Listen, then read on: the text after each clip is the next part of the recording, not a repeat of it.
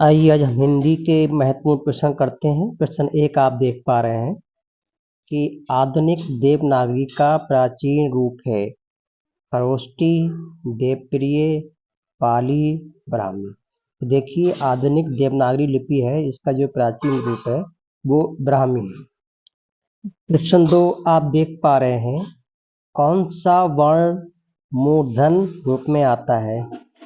चा आता है, जा आता है, टा आता है या झा आता है। तो देखिए का वाला तो हमारा कंठस्थ में आता है और चा वाला हमारा तालब में आता है और टा जो तीसरा ग्रुप है ये हमारा मूर्धन में आता है। तो इसका सही आंसर होगा टा। प्रश्न 3 देख रहे हैं निम्न में से महाप्राण वर्ण है क्या? चा है, का है, था है या आ है। देखिए इसको पहचानने का एक ही तरीका है, अंग्रेजी में अगर हम लिखें तो जिसमें हा की आवाज़ आए, किसकी आवाज़ आए? हा की आवाज़ आए। तो टी एच से था बनता है तो इसमें हा की आवाज़ आ रही है, का में नहीं आ रही, तो इसका सही आंसर होगा सी। अगर खा होता तो खा भी महाप्राण है क्योंकि के एच इसमें भी हा की आवाज़ निकलती है, तो इसका सही आंसर होगा सी। प्रश्न 4 आप देख पा रहे हैं पुनर्जन्म शब्द में सही संधि विच्छेद है पुन प्लस जन्म, पुनर प्लस जन्म, पुनः प्लस जन्म, पुनः आजन्म। देखिए कभी भी जब संधि विच्छेद होती है तो जो दो टुकड़े होते हैं अगर वो दोनों सार्थक हों, दोनों कैसे हों? सार्थक शब्द हों, तो वही इसका सही आंसर होगा। पुनः माने दोबारा, जन्म दोबारा जन्म होना, तो इसका सही आंसर होगा सी। आपको ये देखना है कि जो टुकड़े हैं ये दो टुकड़े जो हैं क्या ये सार्थक हैं? अगर दोनों सार्थक होंगे तो वो इसका सही आंसर बन जाएंगे।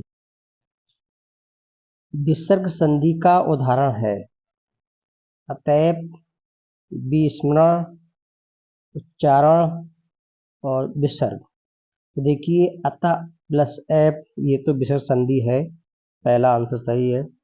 विस्मरण में व्यंजन संधि है, उच्चारण में भी आपकी व्यंजन संधि है और विसर्ग में भी आपकी विसर्ग संधि है, वि प्लस सर्ग। इसका सही आंसर ए भी होगा और डी भी होगा।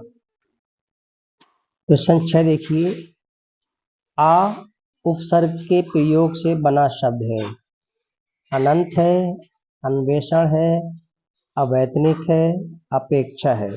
किसी मूल शब्द में आ लगा दें तो देखिए वैतनिक शब्द में अगर हम आ लगाते हैं तो वो अवैतनिक हो जाता है, जिसका आंसर सी सही हो। क्वेश्चन नंबर 7 देखिए मरियल शब्द में कौन सा प्रत्यय है? ये मरियल लिखा हुआ है या आ का डंडा लग गया है, क्या ला है, यल है, यल है या रियल है। प्रत्यय शब्द वो होते हैं जो किसी भी मूल शब्द के बाद लगते हैं, उसके आखिर में लगते हैं। तो देखिए इसमें ईएल की आवाज़ आ रही है, छोटी ई लगी हुई है, तो छोटी की मात्रा लगी हुई है, तो ईएल की आवाज़ आ रही है, इसका सही जो प्रत्यय होगा वो ईएल होगा। ठीक है। प्रश्न नंबर 8 आप देख रहे हैं निम्नलिखित में से तत्सम शब्द है चांद है, सूरज है, मार्ग है, मकान है। तो देखिए जो भी संस्कृत से लिए गए शब्द होते हैं वो तत्सम शब्द होते हैं, बाकी ये तद्भव है। ये तीनों शब्द कैसे हैं? तद्भव हैं, तो सही आंसर होगा। क्वेश्चन 9 देखिए दो भिन्न भाषाओं के मेल से बना शब्द कहलाता है तद्भव कहलाता है, देशज कहलाता है, विशेषज कहलाता है या संकर। तो ऐसे शब्द संकर कहलाते हैं जो दो भाषाओं से मिलकर बने होते हैं, जैसे कि रेलगाड़ी। प्रश्न 10 देख रहे हैं आप साहस शब्द है क्या क्रिया है, विशेषण है, क्रिया विशेषण है या भाववाचक संज्ञा है। देखिए साहस शब्द जो है वो भाववाचक संज्ञा है, इससे भाव की फीलिंग आती है, तो इसका ऑप्शन डी सही होगा। क्वेश्चन 11 आप देख रहे हैं कभी शब्द में संज्ञा है क्या व्यक्तिवाचक है, द्रव्यवाचक है, जातिवाचक है या उपयुक्त कोई नहीं। व्यक्तिवाचक किसी इंसान का जब नाम आ जाए तब वो व्यक्तिवाचक हो जाती है द्रव्यवाचक किसी पदार्थ किसी वस्तु के बारे में ज्ञान हो तो वो द्रव्यवाचक हो, और किसी समूह के बारे में किसी एक कैटेगरी के बारे में बात हो रही है तो वो जातिवाचक होगा। इसका ऑप्शन होगा सी। प्रश्न 12 बहुत महत्वपूर्ण है। कौन सा समूह प्रश्नवाचक सर्वनामों का है? वह, उसकी या हम, किसी, तुम, क्या, जिसे, जैसा, हमारा, कौन, किसे, कब। तो का से शुरू होने वाले शब्द अक्सर इंट्रोगेटिव शब्द होते हैं, तो इसका ऑप्शन होगा डी। प्रश्न 13 आप देख रहे हैं। मानव से विशेषण शब्द बनेगा, क्या मनुष्य बनेगा? ये संज्ञा है। मानवीय, मानवीयकरण या मानवता। तो देखिए ये भी भाववाचक संज्ञा है, ये भी भाववाचक संज्ञा है और ये भी संज्ञा है। तो क्या बच्चा हमारा बी, तो मानवीय इसका सही आंसर होगा। प्रश्न 14 देख रहे हैं। निम्न में से अकर्मक क्रिया बताइए। पढ़ना अकर्मक है, लेना अकर्मक है, खाना या रोना। जब आप पढ़ रहे हैं तो कोई किताब कोई चीज़ पढ़ते होंगे तो ये सकर्मक क्रिया है।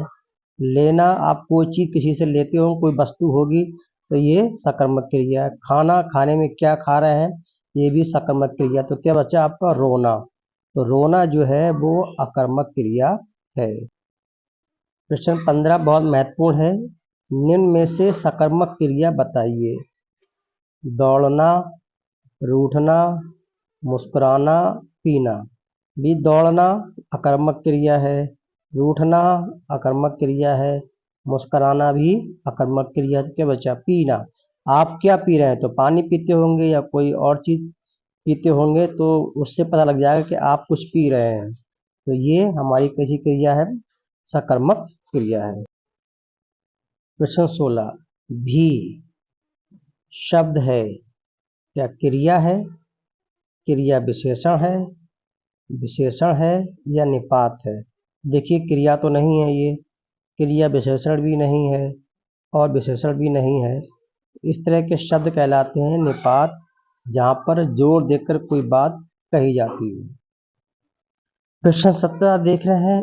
वो थोड़ा बीमार है में थोड़ा शब्द है, स्थानवाचक क्रिया विशेषण है, कालवाचक क्रिया विशेषण है, रीतिवाचक क्रिया विशेषण है, परिमाणवाचक क्रिया विशेषण है।